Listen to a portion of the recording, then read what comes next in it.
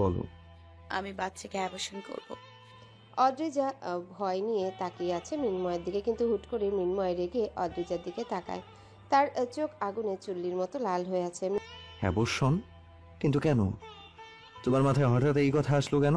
মৃন্ময়ের গম্ভীর কণ্ঠ। দেখো মৃন্ময়, তুমি একজন ছদ্মবেশী খুনি। আমার বাচ্চা বড় হলে নিশ্চয়ই এর প্রভাব তার নিজের ওপর পড়বে। তাই আমি চাই না বাচ্চাটা এখন দুনিয়ার আলো দেখুক। অদ্রিজার কথায় নিজের রাগ কন্ট্রোল করতে পারল না মৃন্ময়। দ্রুত বেড থেকে নেমে অদ্রিজার সামনে দাঁড়ায়। তার বাম হাতের বাহু টেনে দ্রুত দাঁড় করায়। রাগে তার সারা শরীর কাঁপছে। বাচ্চা আসবে না মানে? বাচ্চা এই দুনিয়ায় আসবে। আর খুনি? হ্যাঁ, আমি খুনি। তোর সামনে খুন করেছি, তাই আমি খুনি। কই, মিমি আর অন্যদের কাছে তো আমি খুনি না, কারণ তারা আমার সেই রূপ দেখেনি, তাই তাদের মনে হয়নি। কোন কথার ভিত্তিতে তুই এখন বলতে চাইছিস আমার সন্তানের উপর আমার অতীতের প্রভাব পড়বে? তোর জন্য আমি সব বন্ধ করে দিয়েছি, শুধু তোর কথা রাখতে। তুই বলেছিস বাচ্চা চাই, আমি বুঝিয়েছি এই মুহূর্তে বাচ্চার প্রয়োজন নেই। পরবর্তীতে তোর কথায় আমিও সায় দিলাম। এখন কেন আবার নতুন নাটক জুড়ে দিয়েছিস তুই? বাচ্চা আসবে না মানে? বাচ্চা এই দুনিয়ায় আসবে। খবরদার যদি ওই মুখে নিজের সন্তানকে মারার কথা বলিস, আমার থেকে খারাপ কেউ হবে না। তোর বাচ্চা না চাইলেও আমার বাচ্চা লাগবে, মানে লাগবে। আমি তাকে বড় করব আমার দায়িত্বে। অদ্রিজাকে ছিটকে দূরে সরিয়ে দিয়ে মৃন্ময় কাঁপছে, ভীষণ রাগ লাগছে তার। কিছুটা দূরে সরে গ্লাস থেকে পানি নিয়ে সম্পূর্ণ পানিটা এক ঢোকে শেষ করে আবারও বলে, তুই জানিস রাতে আমার ঘুম হয় না। একদিকে ভয়, অন্যদিকে আনন্দ। প্রতিটা রাত কাটে আমার আগামী 8 মাসের কথা ভেবে। বাচ্চাটা কি হবে, দেখতে কার মতো হবে, কত অজানা অনুভূতিরা ভর করছে আমার মাথায়। আর তুই এখন বলছিস বাচ্চা হবে না? একপাশে দাঁড়িয়ে কাঁদছে অদ্রিজা। মায়ের কথাগুলোর সত্যতা যাচাই করতে মৃন্ময়কে কথাটা বলেছিল, কিন্তু এখন দেখছে সবটাই বিপরীত। তার মা কোনোদিনও তার জন্য আশীর্বাদ স্বরূপ ছিল না, তার প্রমাণ আজ আবারও পেল অদ্রিজা। মৃন্ময়ের সামনে দাঁড়িয়ে এক চিলতে হেসে বলে, আসলে আমি তোমায় পরীক্ষা করতে চেয়েছিলাম মৃন্ময়, তুমি কি সত্যি বাচ্চাটা চাও কিনা। আমাকে মাফ করে দাও, আর কখনো এমন মজা করব না। অদ্রিজার কথা শুনে অবাক হয়ে তাকায় মৃন্ময়। অদ্রিজাকে অবাক করে দিয়ে ঠাস করে তার গালে একটা চড় মারে মৃন্ময়। চড়টা এতই জোরে ছিল অদ্রিজার মাথা ঘুরিয়ে ওঠে। মৃন্ময় আবার অদ্রিজাকে টেনে দুগাল চেপে ধরে। এমন ফালতু মজা খবরদার আমার সাথে করবি না। রাগের মাথায় তোকে খুন করতেও আমি 2 সেকেন্ড সময় নেব না। জীবনে চলার পথে এমন একটা মানুষ খুব প্রয়োজন যে ভুলগুলো ধরিয়ে দিবে, সেই ভুলগুলো থেকে শিক্ষা নিয়ে আবারও নতুন করে চলার পথ দেখাবে। মানব মন বিচিত্র, কখনো হাসি, কখনো কান্না, কখনো বা মনের সাথে মনের প্রগাঢ় দ্বন্দ্ব। সেই দ্বন্দ্বে কখনো কখনো যেন অন্ধ হয়ে যায়। হুট করে জীবনের ভুল সিদ্ধান্তগুলো নিয়ে বসি, আর সেই ভুলগুলো ধরিয়ে দিতে জীবনে বিশেষ মানুষটার খুব করে প্রয়োজন। অদ্রিজার জীবনের আলোর পথ দেখানোর মানুষটি মৃন্ময়। যতই রাগ দেখাক, ধমক দিক, অদ্রিজার প্রতিটা ভুল মৃন্ময় নিজেই শুধরে দেয়। সেদিন তাদের মাঝে ঝগড়া হলেও মৃন্ময় বুঝতে পারে অদ্রিজার মাথায় অ্যাবর্শনের ভূতটা লতিফাই দিয়েছে। তাই অদ্রিজার সাথে আর রাগারাগি না করে অদ্রিজাকে বোঝায়। অদ্রিজা মৃন্ময়ের সব কথা মেনে নেয়। মাঝে মাঝে মৃন্ময়কে অদ্রিজার একটা নক্ষত্র মনে হয়, যে অদ্রিজার কালো আধার আসমানটায় একটা তারা হয়ে জ্বলজ্বল করে। মৃন্ময়ের দৌলতে অদ্রিজা একটা পরিবার পেয়েছে, সুখের নীড় পেয়েছে, সাথে পেয়েছে মৃন্ময়ের অপূরণীয় ভালোবাসা। কিন্তু যে মৃন্ময় অদ্রিজার জীবন আলোকিত করে, সেই মৃন্ময়ের বসবাস ঘোর তমসায়। সেদিনের প্রায় 3 দিন পরেই লতিফা ফিরে যায় নিজের বাড়িতে, কিন্তু অদ্রিজা কিছুতেই চুমকি বুকে ছাড়ে না। তার ইচ্ছে বাকি কয়েক মাস চুমকি তার সাথেই থাকবে। এই নিয়ে বাড়ির কারো কোনো মাথা ব্যথা নেই। বাড়ির সবাই চুমকিকে বেশ পছন্দ করে। মাঝে মাঝে চুমকি আর অদ্রিজার বন্ধন দেখলে শামীমার মনে হয় চুমকি অদ্রিজার মেয়ে, কেননা হাসি খুশি সবার সঙ্গে ভাব জমানোর বিষয়গুলো অদ্রিজার চুমকির মাঝেই আছে। মা হিসেবে লতিফাকে কোনো দিক দিয়ে পছন্দ না শামীমার। এই কয়েকদিনে অদ্রিজার প্রতি লতিফার উদাসীনতা দেখে শামীমার বেশ রাগ হয়। এই সময় মেয়েদের সবচেয়ে বেশি কাছের বন্ধু থাকে মা, কিন্তু সেই মা কিনা এমন নির্লিপ্ত, ভাবতেই অবাক লাগে। মুখটা গোমরা করে মৃন্ময়ের দিকে তাকিয়ে আছে অদ্রিজা। হসপিটালে যাবে, তাই তাকে রেডি করে নিজে রেডি হতে শুরু করে মৃন্ময়। গত 2 দিন থেকে অদ্রিজার শরীরটা বেশ খারাপ যাচ্ছে, তবুও হসপিটালে যেতে কিছুতেই রাজি নয় সে। মৃন্ময় অদ্রিজার বিষয়ে কোনো রিস্ক নিতে রাজি নয়, তাই এক প্রকার জোর করে অদ্রিজাকে নিয়ে হাসপাতালের উদ্দেশ্যে বের হচ্ছে। এইভাবে মুখটা ভার করে আছো কেন অদ্রিজান? তো কি করব? অদ্রিজার মুখে বিরস উত্তর। হাসবে, সারাদিন প্রাণ খুলে হাসবে। আমি তোমাকে হাসতে দেখতে চাই। তুমি এই সময় যা যা করবে আমার বেবিটাও ঠিক তাই তাই করবে। আমি চাই না আমাদের বেবিটা গোমরামুখী হোক। আমি চাই সে আমার অদ্রিজানের মতো হোক, সারাদিন হাসবে, শুধু অদ্রিজানের মতো ইছড়ে পাকা বুদ্ধি না হলেও চলবে। মৃন্ময়ের কথায় বেশ রেগে যায় অদ্রিজা। মৃন্ময়ের দিকে তাকিয়ে গম গম সুরে বলে, হ্যাঁ, বাবার মতোই বুদ্ধিমান হবে। বাবা যেভাবে আমাকে সবার সামনে সাইকোলজিস্ট রুগী বানিয়ে প্রেম করেছিল, ঠিক বাবার মতোই অগাধ জলের মাছ হবে সে। অদ্রিজার উত্তর শুনে চমকে তাকায় মৃন্ময়। অদ্রিজার দিকে সন্দিহান দৃষ্টিতে তাকিয়ে বলে, এইসব কি বলছো তুমি? আর এইসব বাজে কথা কার কাছ থেকে শুনলে? মৃন্ময় ভ্রু নাচিয়ে কথাটা বলে উত্তরের অপেক্ষায় অদ্রিজার দিকে তাকিয়ে থাকে। কথায় কথায় অদ্রিজা মুখ ফসকে কথাটা বলে জিভ কামড়ায়। এই তথ্য তাকে ফাহাদ দিয়েছিল। এখন যদি মৃন্ময়কে ফাহাদের কথা বলা হয় তবে ফাহাদের অবস্থা নাজেহাল করে ছাড়বে। কি হলো, কথা বলছো না কেন? মা আমাকে বলেছিল আমি নাকি এই সমস্যায় আছি, কিন্তু এইসব যে মিথ্যা তা তো আমি ভালো করেই জানি। মা কবে বলেছিল তোমায়? এই তো কয়েকদিন আগে। মৃন্ময় একটা অস্বস্তির শ্বাস ছাড়ে। এইভাবে অদ্রিজার কাছে কথাটা বলা উচিত হয়নি। মনে মনে হয়তো বেচারি কষ্ট পেয়েছে। মৃন্ময় অদ্রিজার গালে দুটো হাত আলতো করে রাখে, অনুতপ্ত সুরে বলে, আই এম সরি অদ্রিজান। এই ছাড়া তোমাকে কাছে পাওয়ার আমার আর কোনো উপায় ছিল না। সাধারণত আমি খুব কম চলাফেরা করি মেয়েদের সাথে। তাছাড়া আমার রুমে কারো ঢোকার পারমিশন নেই। তোমাকে পড়ানো, তোমাকে সঙ্গ দেয়া সবটাই মিমিয়ার সন্দেহ হয়। তাছাড়া সেদিন তুমি যখন পাঁচিল টপকে বাইরে বেরিয়েছিলে এবং পরের দিন আমাকে খুনি খুনি বলে অপবাদ দিলে, সেদিনও মিমিয়ার সন্দেহ হয়। এইসব কিছু সমাধান করতে আমি তোমায় রোগী সাজালাম। এক নিঃশ্বাসে কথাগুলো বলে থামে মৃন্ময়। অদ্রিজা কোনো প্রত্যুত্তর করল না। মৃন্ময়কে ইশারা করে দ্রুত তৈরি হয়ে নিতে। বাড়ির সবার কাছ থেকে বিদায় নিয়ে অদ্রিজা আর মৃন্ময় বেরিয়ে যায়। মৃন্ময় ফাহাদকে ফোন করে তাদের আসার বিষয়টা কনফার্ম করে রাখে। গাড়ির এই মেন রোডের কিছুটা পথ গেলেই জ্যামে আটকে যায়। প্রায় 15 মিনিট হয়ে চলল, এখনো জ্যাম ছাড়ার নাম নেই। বিরক্ত হয়ে আশেপাশ করতে থাকে অদ্রিজা। এতটা সময় এতক্ষণ বসে থাকা এই মুহূর্তে তার জন্য বড্ড কষ্টের। অদ্রিজা বিরক্ত হচ্ছে বুঝতে পেরে মৃন্ময় হঠাৎ তাকে প্রশ্ন করে, আমাদের ছেলে মেয়ে হলে কি নাম রাখবো বলো তো অদ্রিজান? ভেবে দেখিনি আমি, তুমি বলো। তোমার মেয়ে লাগবে নাকি ছেলে লাগবে? মৃন্ময়ের প্রশ্নে অদ্রিজা এক চিলতে হেসে দেয়। কপালের সামনে পড়ে থাকা দুগাছি চুল কানের কাছে গুজে দিয়ে বলে, আমি এইসব ভাবি না মৃন্ময়। আমার সুস্থ স্বাভাবিক একটা বাচ্চা চাই। সে ছেলে হোক বা মেয়ে তাতে কি, সে তো আমারই সন্তান। আর তুমি? অদ্রিজার উত্তর শুনে মৃন্ময়ের ঠোঁটের কোণে ভেসে ওঠে তৃপ্তির হাসি। তোমার যেমন ভাবনা আমারও তেমন ভাবনা। আমি সুস্থ স্বাভাবিক বাচ্চা চাই, সাথে তোমাকে। আমি এমন কোনো পরিস্থিতি চাই না হয় বাচ্চা বা তোমাকে বেছে নিতে হবে। যদি দুজনের মাঝে একজনকে বাঁচানো যায় তবে তুমি কাকে চাইবে? তোমাকে। মৃন্ময়ের নির্লিপ্ত কথায় চমকে তাকায় অদ্রিজা। কয়েক মুহূর্তের জন্য মাথাটা যেন হ্যাং হয়ে গেছে। তবে কি মৃন্ময় বাচ্চাটা চায় না নাকি অন্য কিছু? তুমি কি বাচ্চা চাও না মৃন্ময়? দুজনের মাঝে অবশ্যই তুমি বাচ্চাটাকে বাঁচাতে চাইবে। দেখো মৃন্ময়, আমার জীবনের অর্ধেকটা সময় শেষ, আর এই বাচ্চাটার জীবনের সময় শুরু। আর আমি এই এক জীবনে আমার তুলনামূলক সব পাওয়া হয়ে গেছে। ভালোবাসা, পরিবার, বিশ্বস্ত মানুষ, সবটাই তুমি আমায় উপহার দিয়েছ মৃন্ময়। আমাকে পাওয়ার যে অপেক্ষা ছিল, তোমার সেই অপেক্ষার অবসান অনেক আগেই হয়েছে।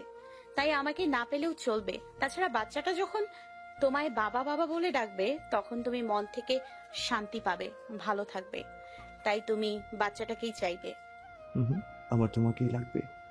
মৃন্ময়ের এমন দৃঢ় কথায় আবারও চমকে যায় অদ্রিজা। অবাক পানে তাকিয়ে থাকে মৃন্ময়ের দিকে। অদ্রিজা দৃষ্টি অনুসরণ করে মৃন্ময় বলে, ভালো থাকার জন্য বিশেষ কিছু লাগে না অদ্রিজান।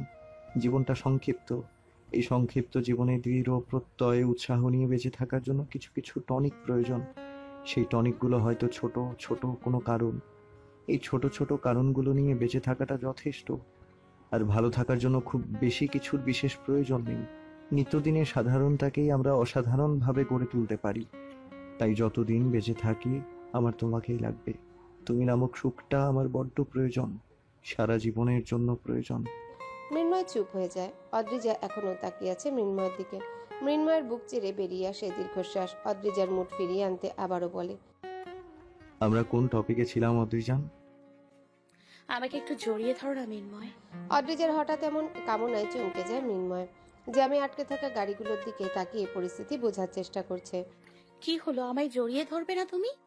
মৃন্ময় গাড়ির দুপাশে জানালার কাজ তুলে দেয়, অদ্রিজাকে শক্ত করে জড়িয়ে ধরে। অদ্রিজা মৃন্ময়ের কানের কাছে ফিসফিস করে বলে, ভালো তো প্রত্যেকে বাসে, ভালো তো প্রত্যেকে বাসে, তবে ভালোবেসে যত্ন নিয়ে মনের আবাসের দরজায় খিল দিয়ে কয়জনে রাখতে জানি। অদ্রিজার কথায় তাকে আরো শক্ত করে জড়িয়ে ধরে মৃন্ময়। তার কানের লতিতে মৃন্ময়ের ওষ্ঠাধর ছুঁয়ে দিয়ে বলে, আমি তোমায় নিয়ে গভীর তন্দ্রাচ্ছন্নেও স্বপ্ন দেখি অদ্রিজান। আমার কল্পনার ভাবনাগুলোতে যখন তুমি থাকো তখন হয়তো সেগুলো ভাবনা হিসেবে পরিচিত, কিন্তু তখন আমার অনুভূতিগুলো থাকে একদম বাস্তবের মতো। জ্যাম ছেড়েছে, এবার আমায় ছাড়ো। অদ্রিজার কথায় তাকে ছেড়ে দেয় মৃন্ময়। আবারও ড্রাইভিংয়ে মন দেয় মৃন্ময়। লজ্জায় আনন্দে বিমোহিত হয়ে আত্মহারা হয়ে যায় অদ্রিজা। ডাক্তারি সব চেক আপ শেষ করতে প্রায় অনেকটা মতো সময় লাগে। এদিকে বিরক্ত হয়ে একবার করিডোরে হাঁটছে, আরেকবার চেয়ারে বসছে অদ্রিজা। মৃন্ময় তার অস্বস্তির কারণ বুঝতে পেরে বলে, বাড়ি চলো, ফাহাদ তোমায় দিয়ে আসবে। আর আর থাকতে হবে না, প্রয়োজনে কাল আবার আসবো। না, প্রয়োজন নেই, কাল সারাদিন রেস্ট করব। আজ যখন ধকল যাচ্ছে তো যাক। আর আমি আপনার সঙ্গে এসেছি, আপনার সঙ্গেই যাব। ওকে, তাহলে কি করবে? বসে বসে মাছি তাড়াও? মাছি থাকলে তা তাড়াতাম, কিন্তু সেটাও নেই, বড্ড বিরক্ত লাগছে। আর কোনো কথা শুনতে চাই না, চলো বসবে, চলো। মৃন্ময় অদ্রিজাকে নিয়ে চেয়ারে বসে পড়ে।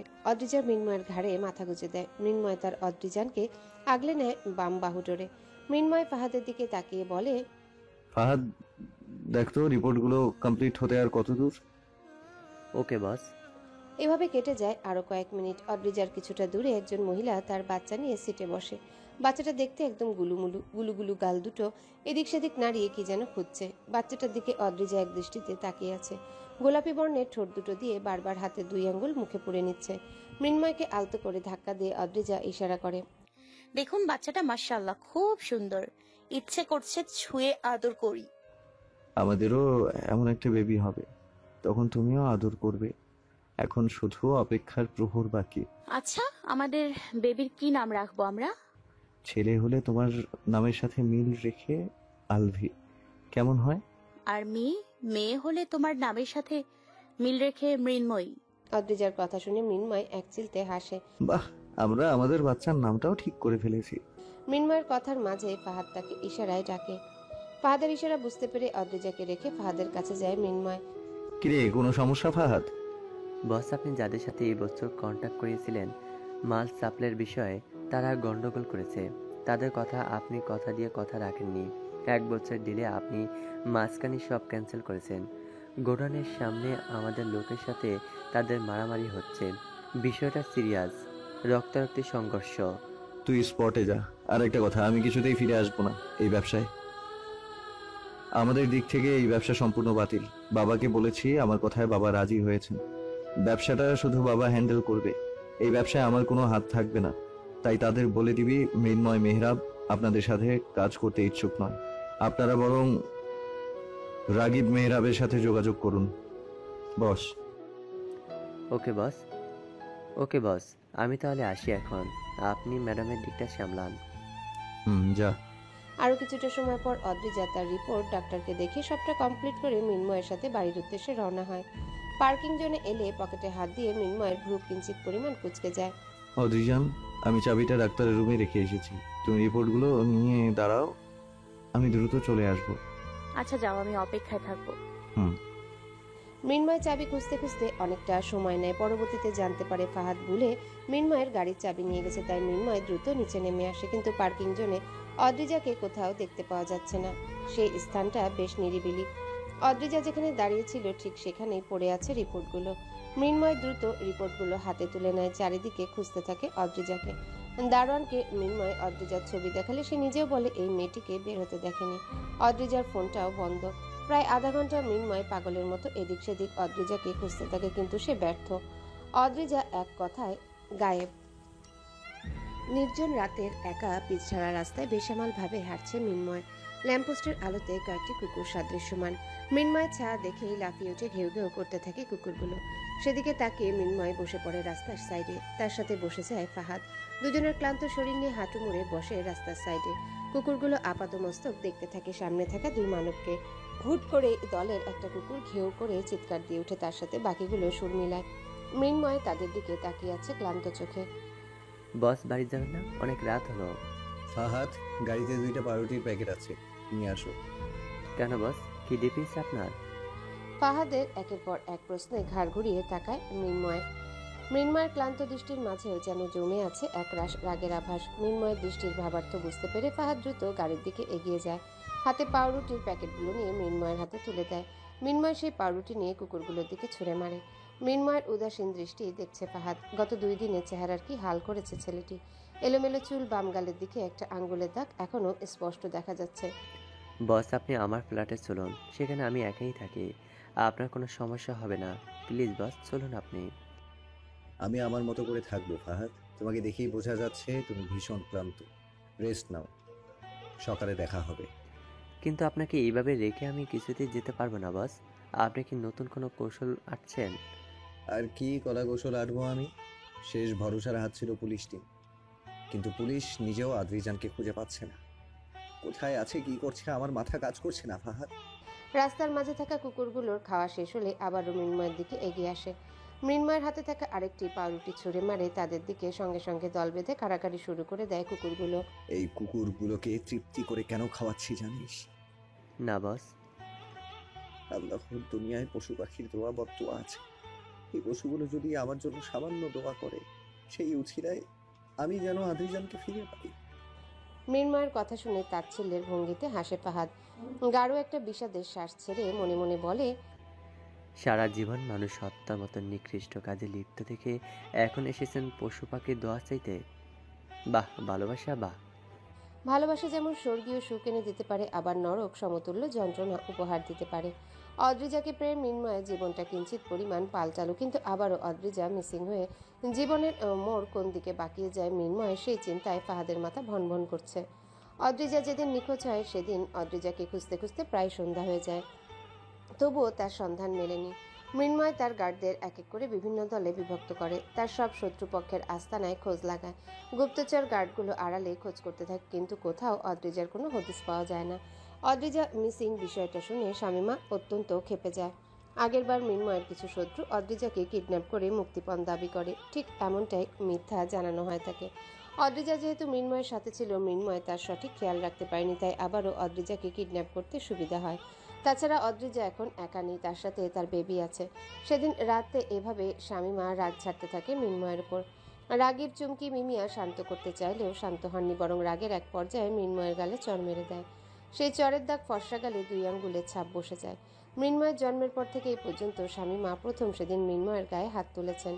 মৃন্ময় যখন অবাক হয়ে তার মায়ের দিকে তাকায়, তখন শামীমা পরিষ্কারভাবে জানিয়ে দেয় যতদিন অদ্রিজাকে খুঁজে আনতে না পারে ঠিক ততদিন যেন এই বাড়ির ত্রিসীমানায় না আসে মৃন্ময়। একদিকে অদ্রিজা মিসিং, অন্যদিকে শামীমার মনে নিজের অজান্তেই না চাইতেই কষ্ট দিয়ে ফেলেছে মৃন্ময়। সব মিলিয়ে জীবনটা হঠাৎ করে বিষাক্ত মনে হচ্ছে। সমস্ত কি তার অতীতের করা পাপের শাস্তি? বাড়ি থেকে বেরিয়ে সেদিন আর বাড়ি ফিরে যায়নি মৃন্ময়। 2 দিন চিরুনি তল্লাশি চালিয়ে যখন অদ্রিজাকে পাওয়া যায়নি, তখন পুলিশকে জানানো হয়। একদিকে পুলিশ, অন্যদিকে মৃন্ময়ের রাগিবের লোক। 3 দিক থেকে খুঁজেও অদ্রিজার কোনো সন্ধান পাওয়া যাচ্ছে না। বদ্ধ আধার একটা রুমের কোনায় বসে আছে অদ্রিজা। গত 2 দিন থেকে তাকে এখানে আটকে রাখা হয়েছে। এই রুমে নেই কোনো জানালা কিংবা ফাঁক, শুধু একটা দরজা দিয়ে 2 জন ছেলে মাঝে মাঝে যাওয়া আসা করে। দিনে একবেলা শুধু শক্ত রুটি আর ভাজি দেওয়া হয়, সাথে পানি। প্রথম এই খাদ্যের অবহেলা করলেও বর্তমান পরিস্থিতিতে অদ্রিজার কাছে এই খাদ্যগুলো অমৃতের সমতুল্য। অদ্রিজাকে এখানে কেন আটকে রাখা হয়েছে তার উত্তর জানা নেই তার। শুধুমাত্র এইটুকু বুঝতে পারছে আবারও মৃন্ময়ের শত্রুরা তাকে টার্গেট করেছে। বন্ধ রুমে স্যাঁতস্যাঁতে গন্ধে বমি আসার উপক্রম অদ্রিজার। রুমের একপাশে গত 2 দিনের করা বমিতে বাজে একটা গন্ধ ছড়িয়ে আছে রুম জুড়ে। ক্লান্ত দেহ নিয়ে সে মেঝেতে শুয়ে পড়ে, পেটের উপর হাত বুলিয়ে আপন মনে বলে, তোর বাবার কাছে থাকলে আমাদের কোনো নিরাপত্তা নেই। যতই বলুক 4 দেয়ালের মাঝে কড়া নিরাপত্তার সিকিউরিটি আছে, কিন্তু সব উপেক্ষা করে বিপদ আমায় ঠিকই খুঁজে বের করে। একবার ছাড়া পাই, দেখিস তোকে নিয়ে আমি দূরে চলে যাব, আর ফিরবো না। তোর বাবার কাছে। আমি ফিরতে চাই না সেই পাপীর কাছে যার পাপের মূল্য আমাকে আর আমার সন্তানকে দিতে হবে। অদ্রিজার কথার মাঝে সহসা শব্দ করে দরজাটি খুলে যায়। ঘুটঘুটে অন্ধকার রুমটায় হঠাৎ এক চিলতে আলো পড়তেই চোখ খিচে বন্ধ করে নেয় সে। অজ্ঞাত মানুষটাকে দেখার জন্য আবারও পিটপিট করে চোখ খুলে অদ্রিজা। আলোর উল্টা পিঠে দাঁড়িয়ে থাকা মানবের ছায়া ছাড়া কিছুই দেখতে পারছে না সে। তবে ছায়ার অবয়ব দেখে কিছু একটা আজ বেশ ভালো করেই বুঝতে পারছে। ছায়াটি ক্রমশ তার দিকে এগিয়ে আসছে, এক পা দুই পা করে পিছিয়ে যাচ্ছে সে। হুট করে কেউ এসে বাইরে থেকে দরজাটা আটকে দেয়, সঙ্গে সঙ্গে আবারও ঘুটঘুটে অন্ধকার বিরাজ করতে থাকে রুমটিতে। বর্তমানে রুমটিতে আছে অদ্রিজা আর অজ্ঞাত ব্যক্তিটি। পকেট থেকে ফোন নিয়ে ফ্ল্যাশ অন করে অদ্রিজার মুখের সামনে ধরে লোকটি। হঠাৎ আলোর সন্ধান পেয়ে আবারও চোখ খিচে বন্ধ করে নেয় অদ্রিজা। কিরে, কেমন আছিস? চেনা কণ্ঠে চমকে তাকায় অদ্রিজা, কিন্তু অন্ধকারে মাঝে আবছা মুখটা চিনতে একটুও সময় লাগলো না তার। মুখ দিয়ে অস্পষ্ট স্বরে বেরিয়ে এলো, রনি ভাই। অদ্রিজার রুমের দরজার সাথে হেলান দিয়ে কাঁদছে শামীমা। তাকে বাধা দিতে এগিয়ে আসে রাগীব, কিন্তু যখনই বাচ্চার জামা খেলনা জুতোগুলোর দিকে নজর যায় তখনই দু চোখ জলে ভরে যায়। কত স্বপ্ন, কত স্বাদ আহ্লাদ সব এক নিমিষে এই বাড়ি থেকে উবে গেছে। শামীমাকে সান্ত্বনা সুরে রাগীব বলে, শ্যামু, রুমে চলো। আর কত কাঁদবে? এবার নিজের দিকটাও দেখতে হবে।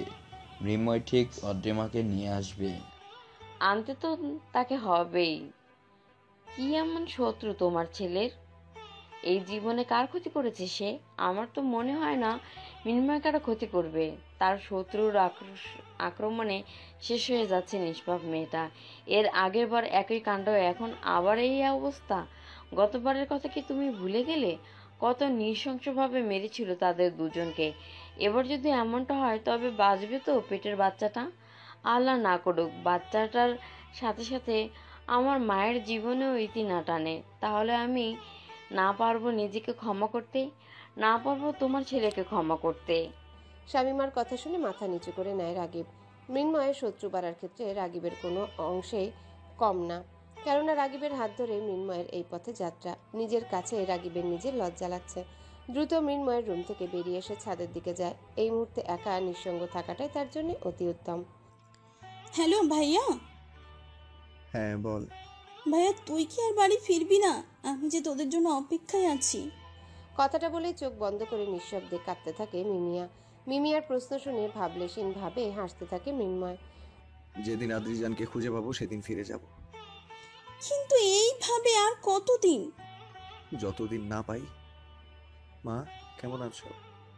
ভালো। যেমন থাকার কথা ঠিক তেমন আছে, আশা করি বুঝতে পারছিস। চুমকি আন্টি কি করছে? ওনার যত্ন আত্মীতে কোনো ত্রুটি রাখবি না। তিনি আমার আদ্রিজার সবচেয়ে প্রিয় মানুষ। আমি চাই না আদ্রিজার অবর্তমানে তার অযত্ন হোক। তিনি নিজেও কাঁদতে কাঁদতে বেহুশ, নামাজের মোনাজাতে শুধু ভাবিকেই চাইছে। একটা কথা বলবো ভাইয়া? বল। কি এমন শত্রু তোর যার কারণে সবাই ভাবিকে অ্যাটাক করছে? আমার চোখের সামনে বারবার সেদিনের কথাটা মনে পড়ছে।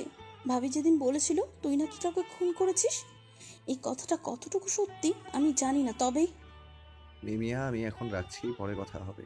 মৃন্ময় দ্রুত ফোন কেটে ওয়াশরুমের দিকে পা বাড়ায়। তার চোখ ভীষণভাবে জ্বালা করছে। দু চোখ অসম্ভব লাল হয়ে আছে, চোখ ফেটে যেন এখনই অশ্রুকণারা গড়িয়ে পড়বে। আর সেই অশ্রুকণার সাক্ষী হিসাবে সেই ফাহাদকে রাখতে চায় না। তার ব্যথাগুলো একান্ত তার নিজের কাছেই থাক। কিছু ব্যথা মনের বদ্ধ ঘরে শুধু নিজের মাঝে রাখাটাই শ্রেয়।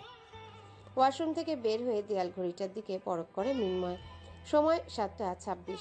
সময় তার জন্য থেমে থাকবে না, আর এইভাবে ভেঙে পড়লেও চলবে না।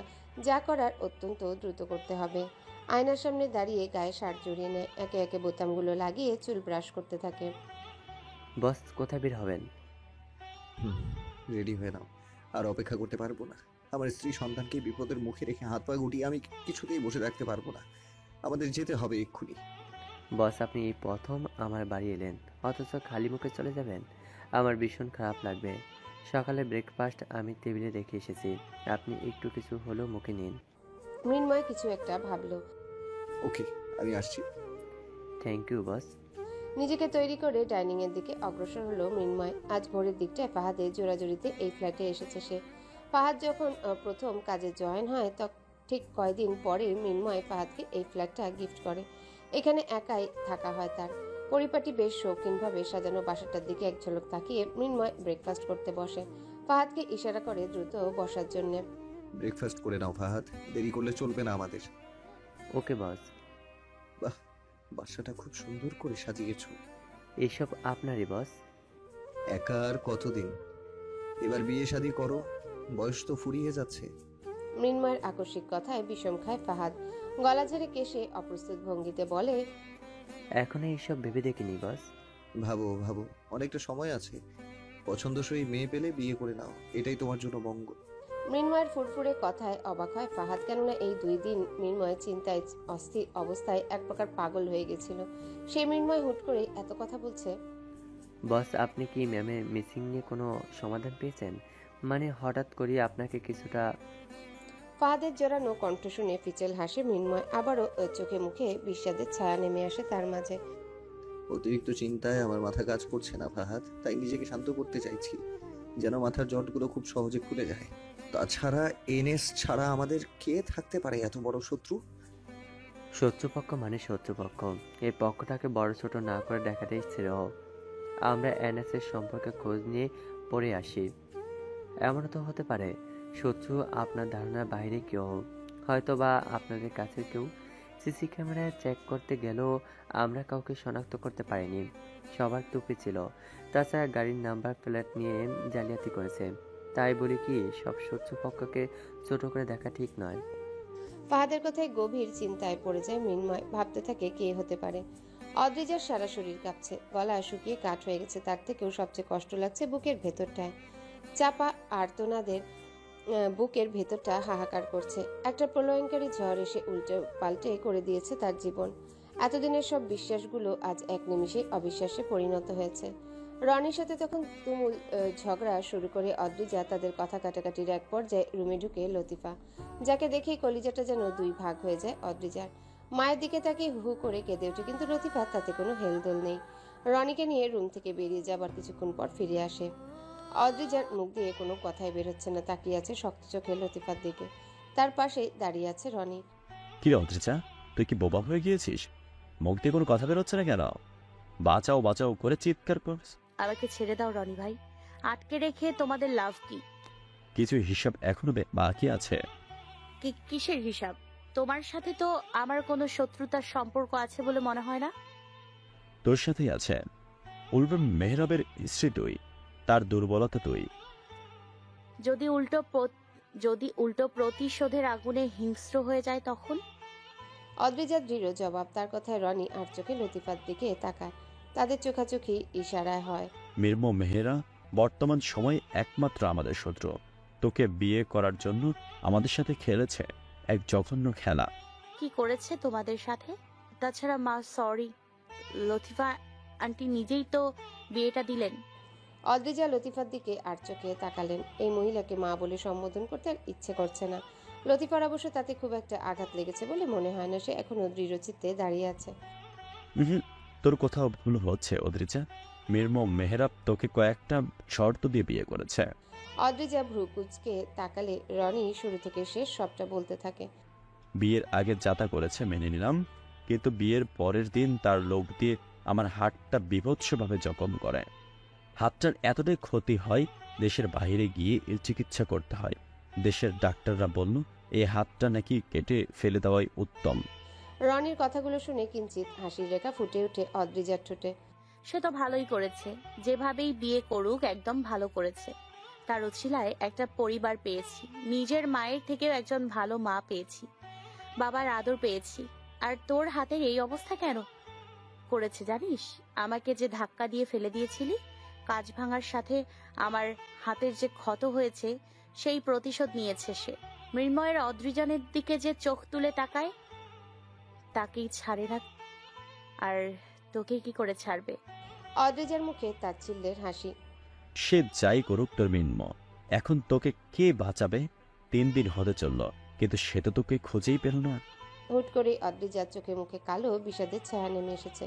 সত্যিই তো মৃন্ময় এখনো খুঁজে পেল না তাকে। এদিকে হঠাৎ করে পেটের টনটন ব্যথা বেড়েই চলেছে, মাথা চক্কর দিচ্ছে, গা গুলিয়ে উঠছে, চোখে কেমন যেন ঝাপসা ঝাপসা লাগছে। অদ্রিজা তার মায়ের দিকে তাকায়। পূর্ণ দৃষ্টি রাখাও তার জন্য এখন কঠিন। মা, তুমি এমনটা কেন করছো? তুমি তো জানো আমার এখন কি অবস্থা। কে তোর মা? আমি তোর মা না। লতিফার তীক্ষ্ণ জবাব। রনি হাসতে থাকে। মামের অবস্থা দেখে অদ্রিজা চমকে তাকিয়ে আছে তার মায়ের দিকে। এসব কি বলছো তুমি? তুমি আমার মা না মানে? শুধুমাত্র একটা বাচ্চা অ্যাবর্শন করাইনি বলে তুমি আমার সাথে এই বাজে খেলাটা খেলতে পারলে? বাচ্চার আশা তুই ছেড়ে দে, তোর নিজের আশায় নেই, সেখানে বাচ্চা বেঁচে থাকার প্রশ্ন আসে কিভাবে? মা, এইভাবে কথা বলছো কেন তুমি? আমার তো এখন সন্দেহ হচ্ছে, তুমি কি আমার সত্যিকারের মা? তো তোর সন্দেহ ঠিক, আমি তোর মা না, তুই তোর বাবার মেয়ে। অদ্রিজা চমকে তাকায় লতিফার দিকে। এক মুহূর্তের জন্য তার পৃথিবী থমকে গেছে। মাথার ভিতরটায় মাছির মতো ভন ভন করছে। লতিফা কি সত্যি তার মা না? আম্মু, তুমি এসব রাগের মাথায় বলছো তাই না? তুমি আমার মা, এটা মিথ্যা না। প্লিজ একবার বলো আম্মু। অদ্রিজার গলা কেঁপে উঠছে, চোখ দিয়ে অনবরত পানি ঝরছে। ইচ্ছে করছে গলা ফাটিয়ে কাঁদতে, কিন্তু কোথাও যেন সব গুলিয়ে যাচ্ছে। দেখ অদ্রিজা, তুই যে আমার মেয়ে না এটা মিনময় নিজেও জানে। আর সবচেয়ে বড় কথা, তোর আর আমার মাঝে যে কোনো নারীর সম্পর্ক নেই এ কথা যেন তুই না জানিস। এই জন্য মিনময় আমাকে প্রতি মাসেই লক্ষ লক্ষ টাকা দেয়। সবটা যখন জানিস এটাও জেনে রাখ। লতিফার কথার মাঝেই থামিয়ে দেয় রনি। গলা ঝেড়ে কেশে বলে, হ্যালো বন্ধুরা, পরবর্তী পার্ট খুব তাড়াতাড়ি আসবে, তো সবাই অপেক্ষায় থাকো। আর চ্যানেলটি যারা এখনো সাবস্ক্রাইব করোনি তারা পরবর্তী পার্ট দেখার জন্য চ্যানেলটি সাবস্ক্রাইব করে রেখো। ধন্যবাদ সবাইকে, আমাদের সাথেই থেকো।